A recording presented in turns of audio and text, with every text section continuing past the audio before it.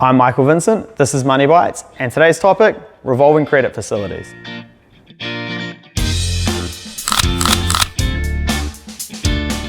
So, what is a revolving credit facility? Why do you need one? What are the advantages and what are the disadvantages? Let's hit it in under 2 minutes. So, a revolving credit facility is a large overdraft that is secured against your house. Now, unlike a regular home loan, as you pay off this loan, you can redraw on that facility. In layman's terms, that means when you pay it off, you can transfer the money back out via your internet banking. Now, why would you want a large revolving credit facility that's attached to your house? So, if you get paid irregularly, or you get paid in lump sums, you might be self-employed, these accounts can be good because it means that you can contribute money as it comes in to pay off the mortgage. The other reason you might want it is to purchase big ticket items. Let's say you use it as an emergency fund, you might want to purchase a car, do renovations to a house.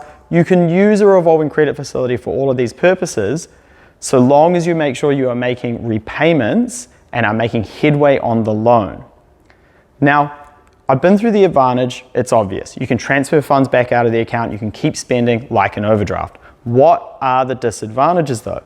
Look, these accounts usually have a higher interest rate than a standard floating loan, which means you are going to pay more interest on the debt that you have in this account. But the obvious disadvantage to everyone who's worked in the banking industry for a while is that if you aren't making headway on these loans and repaying it, you will get stuck with a $200,000, $300,000, $100,000 loan that you are paying a large amount of interest on.